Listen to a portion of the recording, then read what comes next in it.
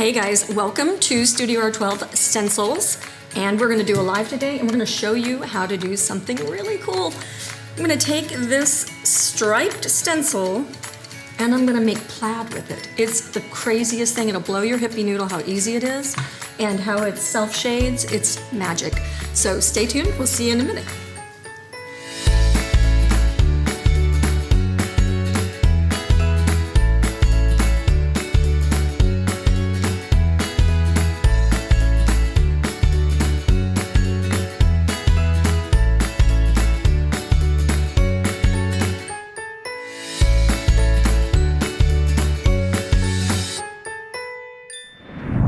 Hey everybody, I hope that you are excited about today's lesson. We are going to do some basics. I'm going to show you how to elevate your project if you're more a beginner and if you're an advanced. I will show you a secret trick at the end that will take your project from great to fabulous with no talent or skills needed. So a child could do it. So I will tell you that secret at the end, so stay tuned. I hope you're ready for some fun. First, I want to talk about our applicators. I want to say hello, tell us where you're from. Start with that. I'm Patty and I'm from Ohio. We got foam applicators for basing our projects, and they're not all created equal. Some of these things are really floppy like this, and some are very, very, very dense and not floppy. This dowel goes all the way into the middle and it has a big support plastic. This one ends right at the opening, and so that's why it's super floppy. So that being said, there's a reason I want you to know that. One of the very basic techniques that you can do is to keep your edges clean when you're base coating. And so, but if you've messed them up, I'm going to show you how to fix them. So you need a firm, dense foam applicator. You can't use the dome brushes.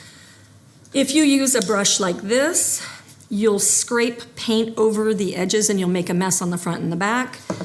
So you just need something with a very dense applicator.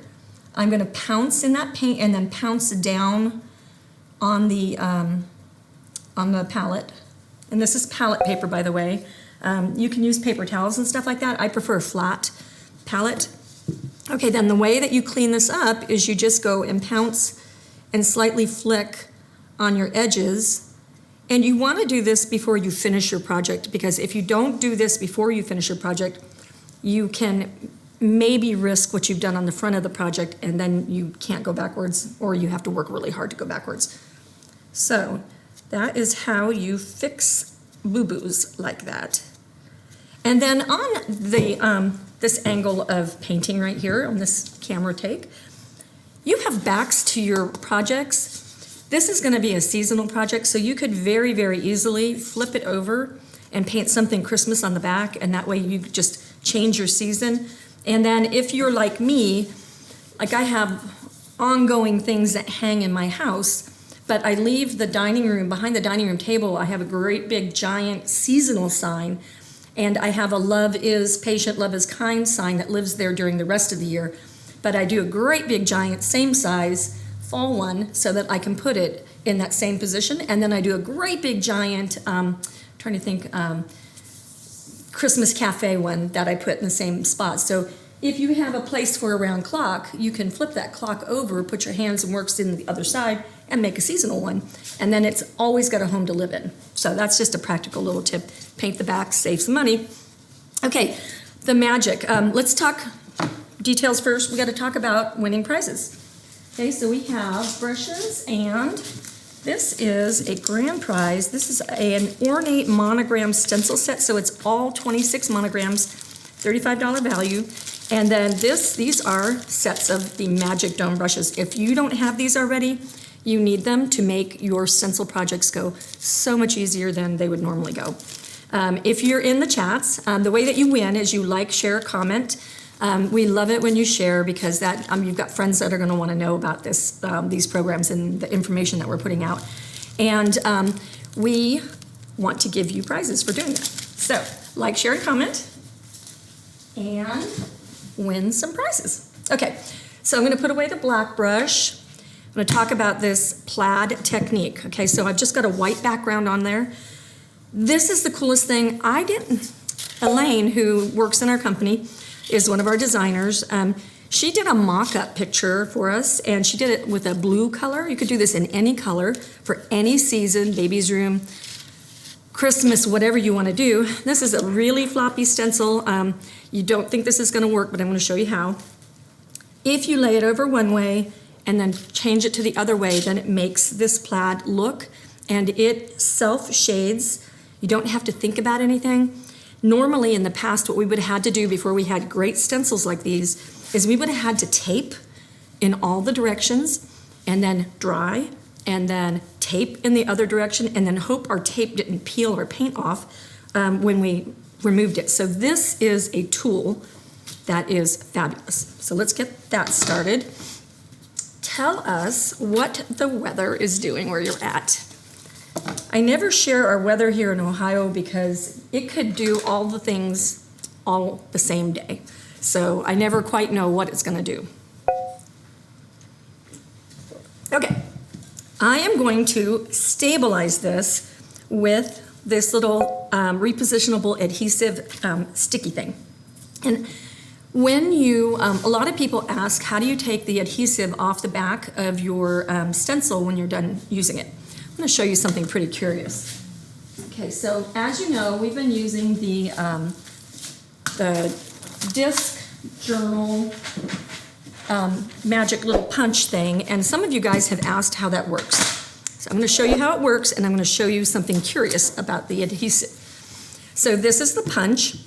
The punch has got, I'll show Rusty right here. The punch has got this shape, little umbrella shape right there, punch. So instead of a normal like hole punch, it has a little umbrella punch. Okay, and now we go in and we take our stencil and we stick it in. I'll turn it around so Rusty can get us. Put it in the center and push it all the way in, and then just push. Okay, and now I have a series of these little umbrella punches. Okay, so now I'm going to move that out of the way. I'm going to flip this around, and this is the magic. This is, I never would have thought this would work, ever, ever, ever, ever, ever. I went to a family reunion, and everybody from my stepmother-in-law down to the little kids all had these disc journals, and they were thick, and they held together. The pages don't fall out. I blew my hippie noodle right there. Okay, so we lay this down here, and we just snap it in. Super easy, doesn't even, it's not hard at all. And then what's really amazing is I've got, I don't know, 20, 30 stencils in here. And those little pins are holding all of that weight, okay? And it's not pulling out. But then if I want to pull it out, Rusty, you ready for this one? If I want to pull it out, done. Okay, so that, and it's not bent, it doesn't hurt your stencil. So now the curious part. Curious part is, in this book, and what I love about this is it's a book that you can flip through. So you just flip and flip. So haha, this is the curious thing. I've got this adhesive stencil right in the middle of this. It was under other stencils, and it is sticking lightly, but it's not sticking strongly, so it's not messing anything up to leave it sticky. So I think that's fabulous, because then I can have some stencils that need adhesive, the ones with the big open holes, I can adhese them and then not worry about taking it off. I haven't tried to take it off yet. I'm assuming rubbing alcohol might do it, but I don't want to go through the effort of like micro scraping stuff. The other neat thing about these disc journal things is you can color code them. We've got candy cane colors on this one. And then you can just stack them up. And then this one, I've got big giant pink crowns, because you've got to have crowns, right? And these are all my word stencils. So I can color code these, put them on a shelf, and I can easily drag out the Christmas one without anything catching. I used to have a pile storage system, and that was very, very train wrecky. I just put them on the dresser behind me in my paint studio, and then just stack them and stack them and stack them. That does not work. They catch, they are not organized in any way. These come in about 1 million color and size combinations. So you can choose whichever, makes you happy, and then you can color code. And you can reuse them, you can recolor code. The other thing that we like, I'm gonna walk back here just for a second.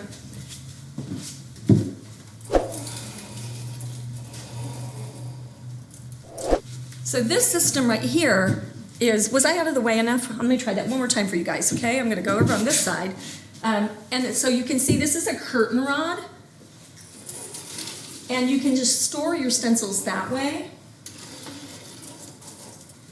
And you can have those, we put the curtain rod upside down on that shelf.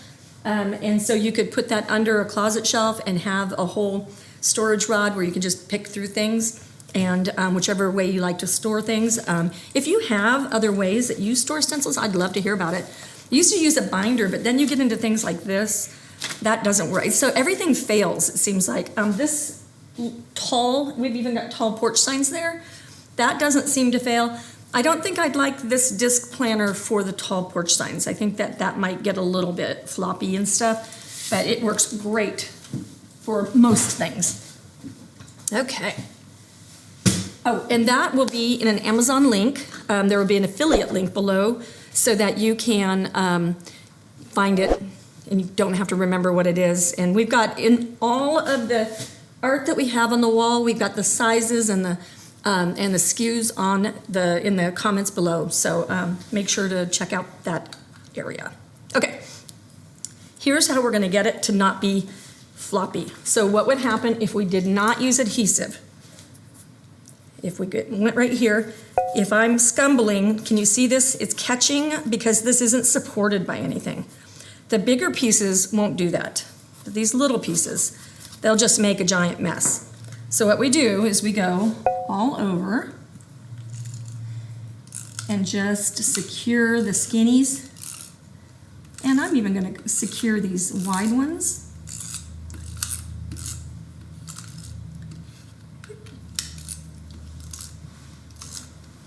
Okay.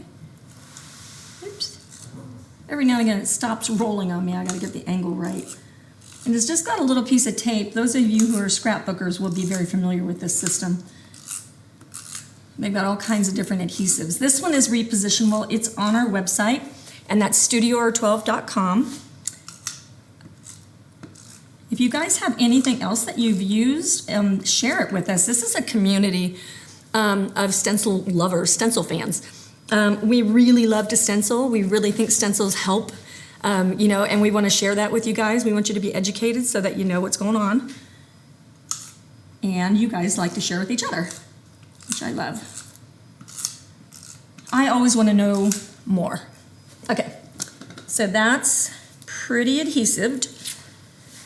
I'm gonna flip it over, line it up with my board. My board is exactly lined up with the exact size of my stencil. I have a stencil company, so I can make that stuff happen like that. The neat thing is, and this is, let's see, what do we got here? We have this is what we call an essential stencil because it's just a standard stencil, and it's 12 by 12. So you guys have asked us to share what sizes things are. So now I'm gonna go through where I did the adhesive, and you have to kind of push it down to engage it with your surface. I like to use the back of my thumb when I do things like that because it doesn't like scrape my fingers. That is, if you're new to this channel, if you want to say hey and hi and all that kind of stuff, we'd love to hear where you're from, how long you've been stenciling. But if you're new to this, we like to try to show you how to do all the steps. So not just like, hi, I painted it white, now it's black, and there you go. Because there's more to it than that, right? You wouldn't know about the adhesive, you wouldn't know about the storage, you wouldn't know about what brush to use, you wouldn't know not to use your brushes wet. I watched a rather painful video. A lady took a foam brush like this, scooped up some black paint and started slathering it, and then started talking about how badly the stencil bled under, and it's like, well, you just don't know that secret. So we like to share all these secrets with you. Okay, so I think we're adhesed. I'm going to test it a little bit and pull on it, and it's not budging, so that's good. Get our color out. We use acrylic paint. These are honey bottles, although on Amazon they are not called honey bottles. I think they're called container. They're really hard to find. I can't even find them in my own like purchases. I have to like work at it every time, but they're linked below so you won't have that struggle. All right, we're gonna take our dry dome brush. Okay, this is kind of a basics of how to stencil. So since we're gonna be doing this big area, I think this is a good opportunity to just cover the basics so you know what we're doing. We take a dry dome brush. If you use a brush that is flat, when you push down, it likes to kick under like that. And when it's kicking under, it's going to shove paint under the edge of your stencil. That's why that doesn't work. The flat ones also require you to really hit and paint really hard because they're not designed to deliver paint flat, if that makes sense. So dome works really good, but we've got a trick to how to do it.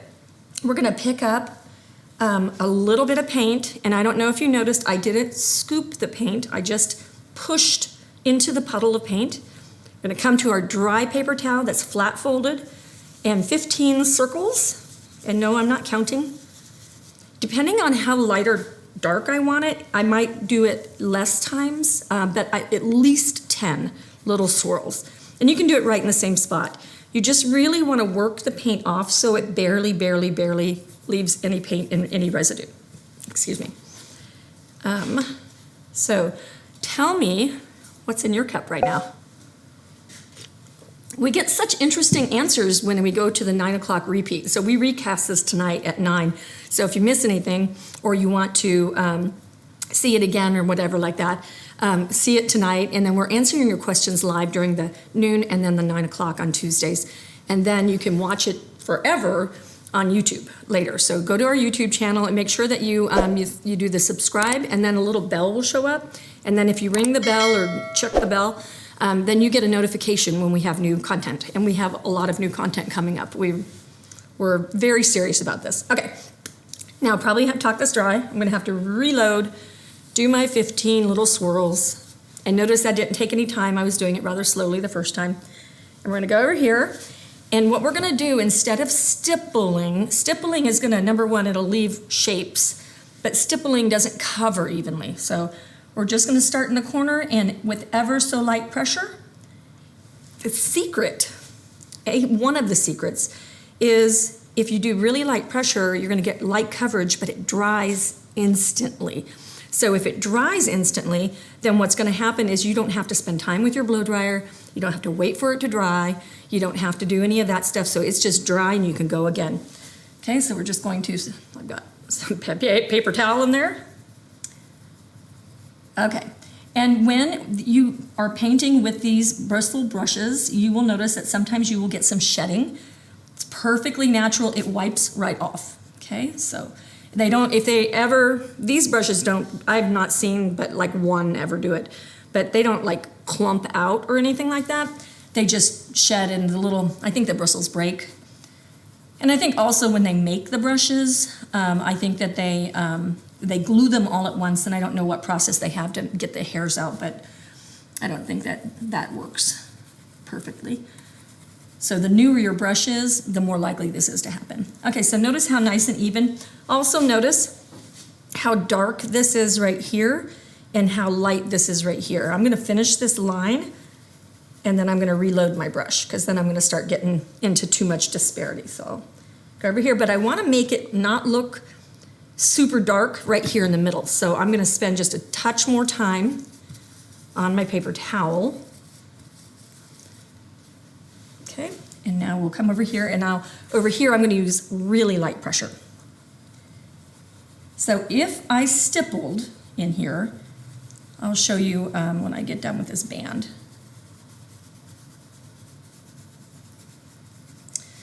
If I stippled right here, I would leave a series. Stippling is when you pounce up and down. How many of you are swirlers? And how many of you are still stipplers? It's okay.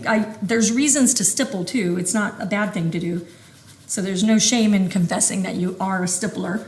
I was for 30 years, 20 years, until, gosh, I think I only learned how to do the swirling like 2 years ago. Okay, let me show you over here in this corner.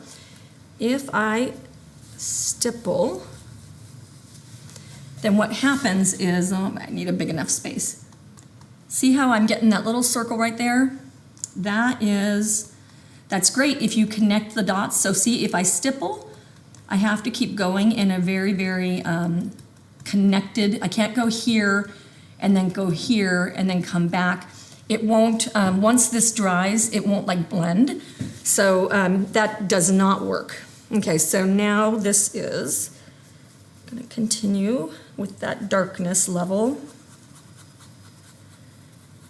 If I didn't like that, because it's not consistent and I wanted to change that, let's see if I can find my eraser. Right there.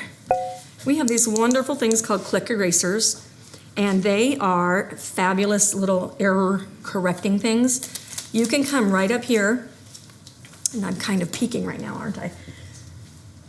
How many of you are peekers? Okay, you can go right up here, and you can just erase that paint by dipping it in water, and then you blot it with your paper towel. Okay, and see, that just removes it completely. So if I didn't like that there, I could do that. So now I'm going to show you one more secret. Press that down.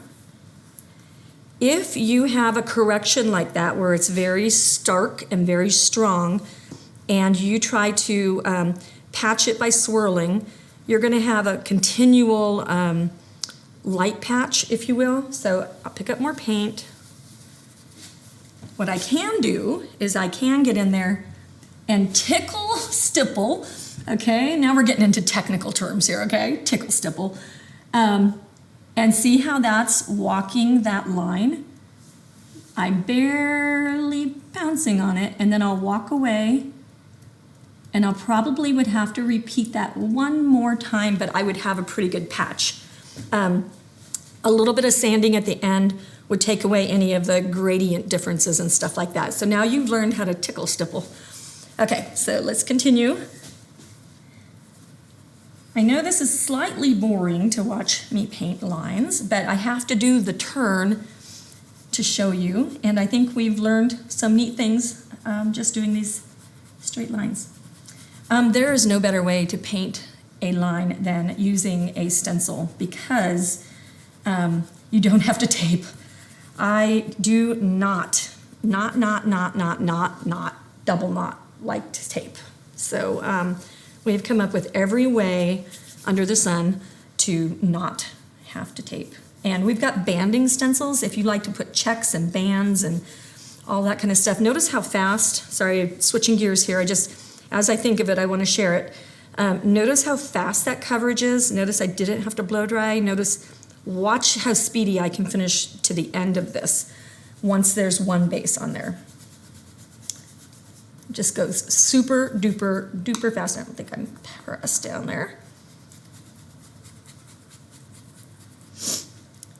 So now you know about repositionable adhesive, and you know how that's going to save your bacon when you're doing big wide open stencils.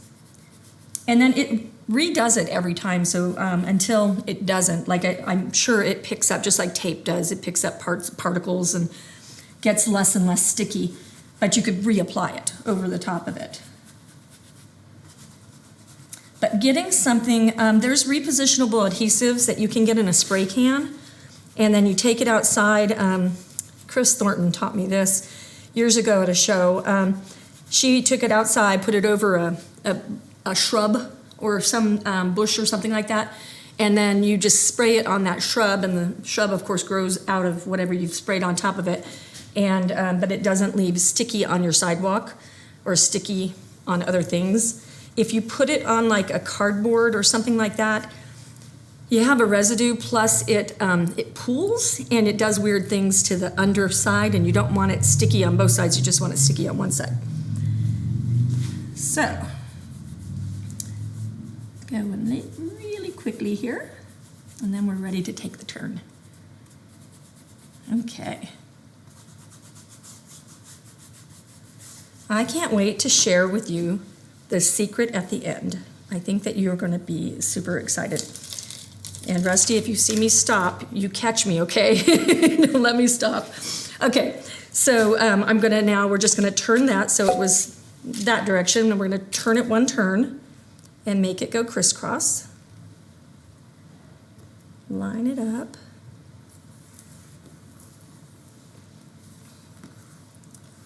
Press it down.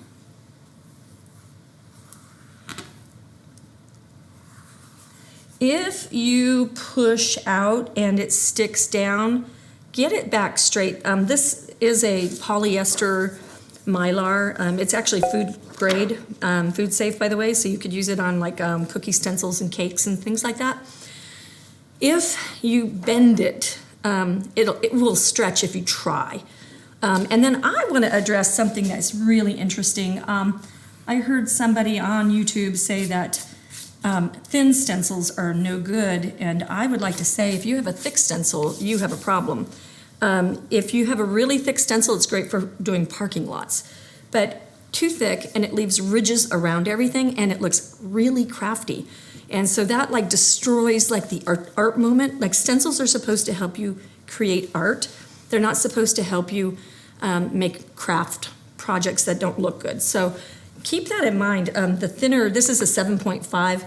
5 is too thin, 10 is too thick. So this is like Goldilocks, just right. Okay, so we're going to go in again. We're going to just repeat the process. And I'm turning my board because I'm subconsciously liking the idea of going in my natural handwriting position. So that is what I'm thinking as I'm doing this, is this is comfortable for me.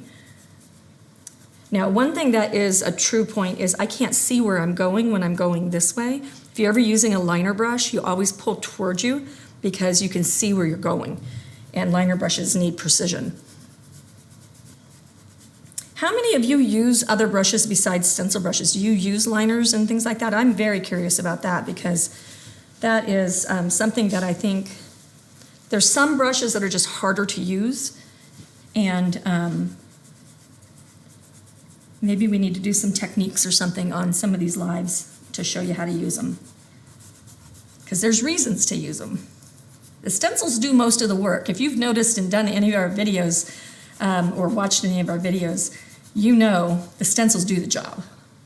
Like we are super try hard about that. Okay. So notice that this square is darker than this square because this had white under it and this had orange under it.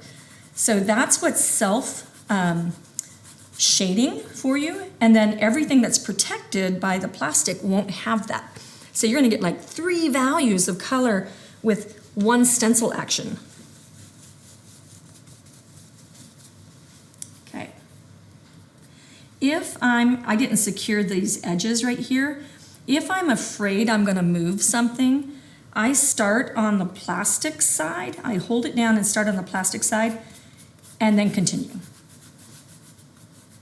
And you'll even notice just then I picked my brush up and set it down on top of this piece of plastic to rub right on there, instead of rubbing towards it and pushing against it. Anytime you're pushing against that stencil, you could lift. So you don't want to do that.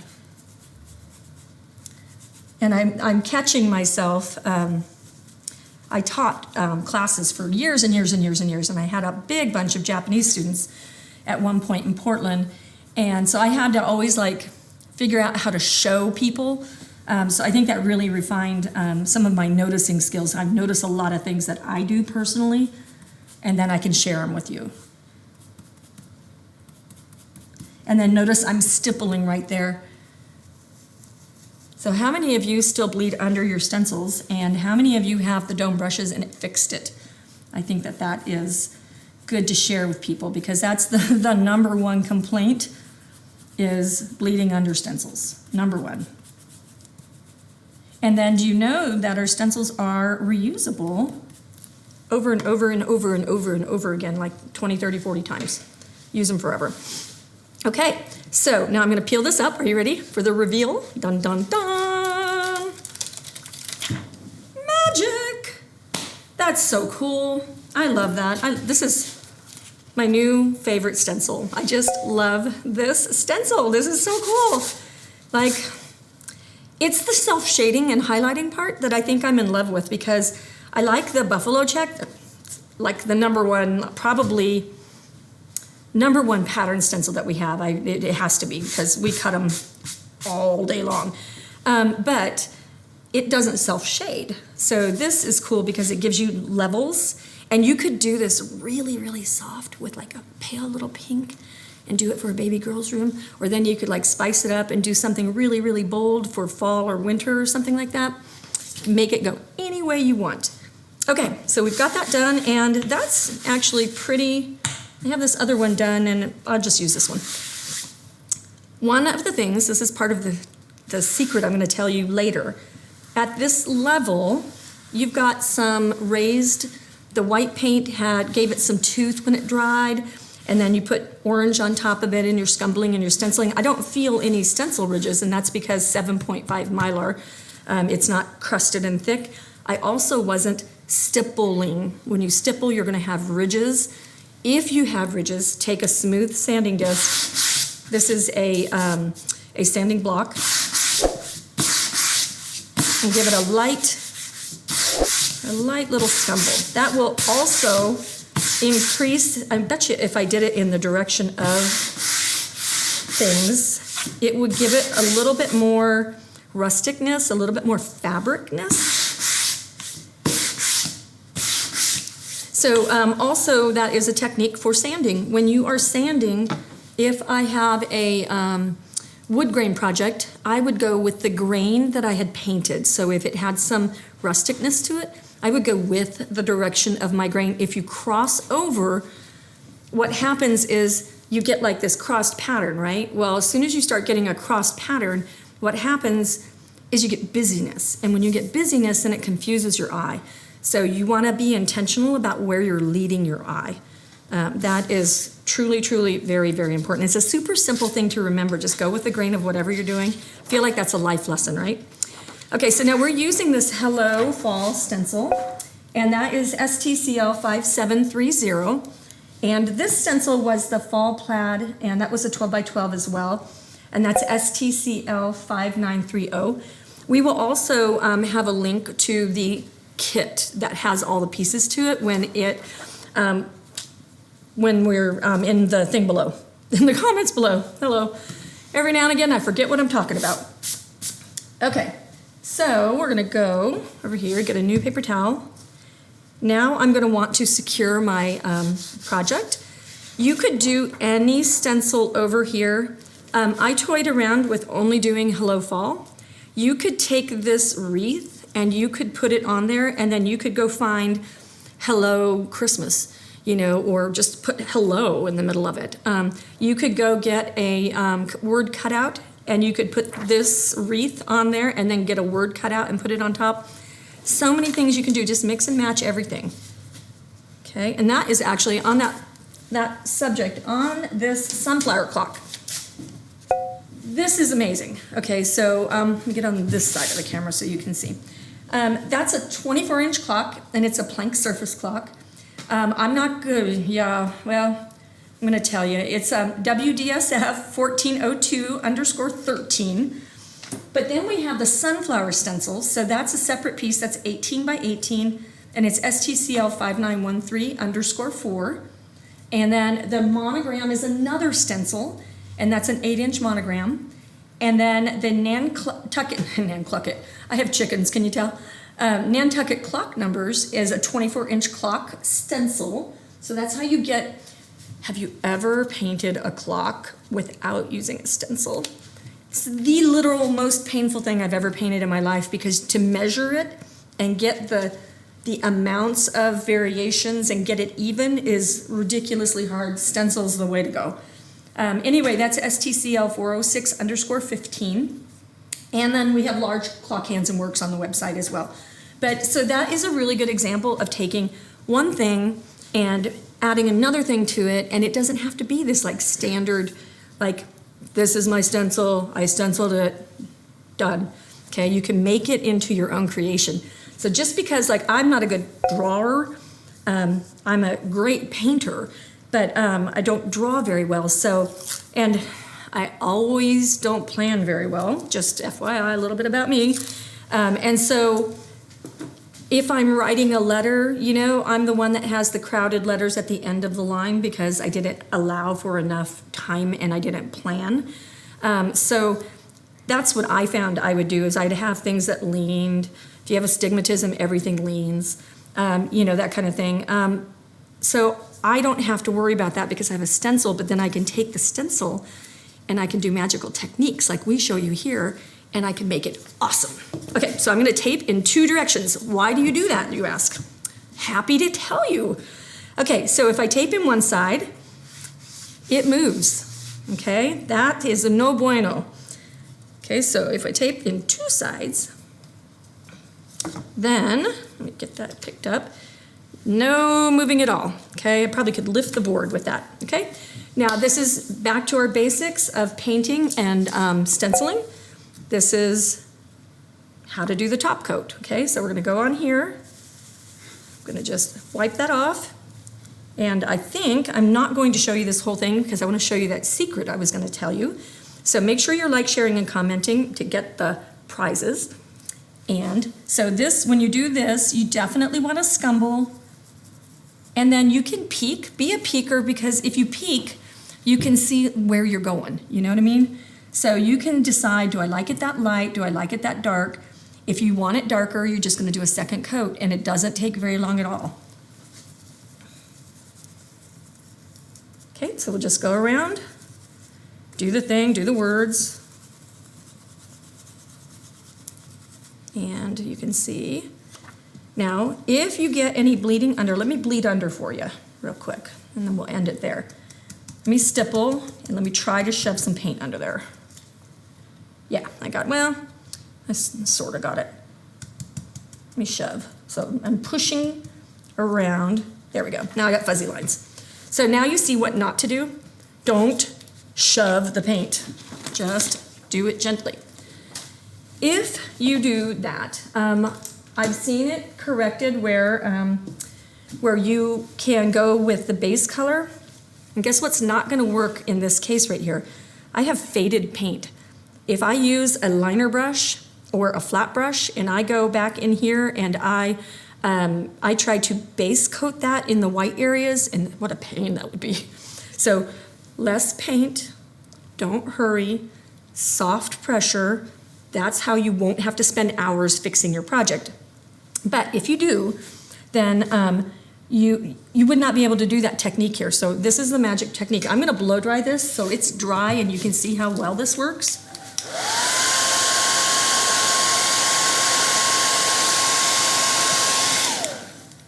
Okay, so now this is good for up to about 5 minutes. I haven't timed it, but I've helped people fix things a couple minutes after they've done the thing.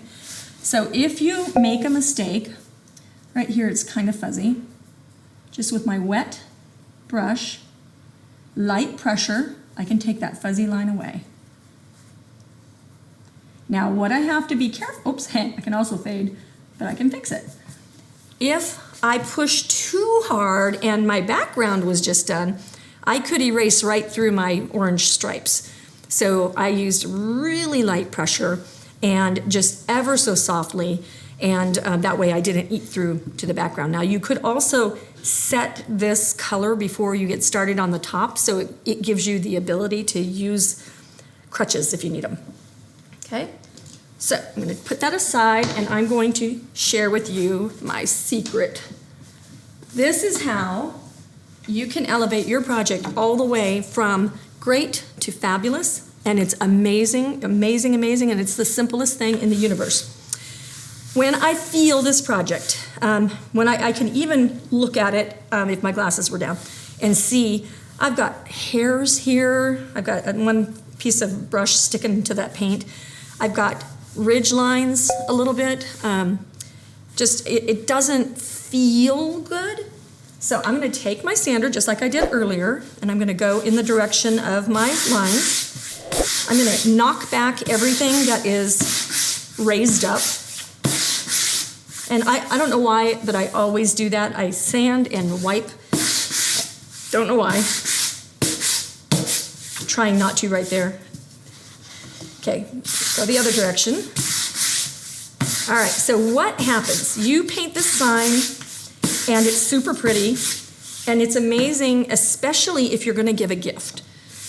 The first thing somebody does when they get a gift like this is they touch it. They see with their hands. If it's on the wall, they might go like, oh, you know, that's so pretty, and then they touch it.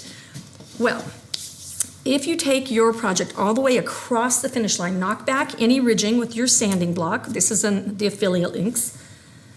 And then you either take, a lot of you have the food safe wax, the beeswax. This is expensive though. This is a Min Wax finishing paste wax, and it's in the natural color. Okay, and I've got that all knocked back. You could varnish this, but wax feels alive, because honestly I think it probably is alive, but it feels so rich and so elegant, and it looks good, and the sheen is perfect. I need a glove. Okay, I'm gonna substitute a glove with the plastic bag. So this is got a poly, it's got like a stinky stuff in it, whatever that is that you shouldn't be like using on your hands. I'm gonna get in there, get my sponge all rubbed into it. We sell these sponges on our website, that's studior12.com. Okay, and then we're just gonna rub the paste wax on there.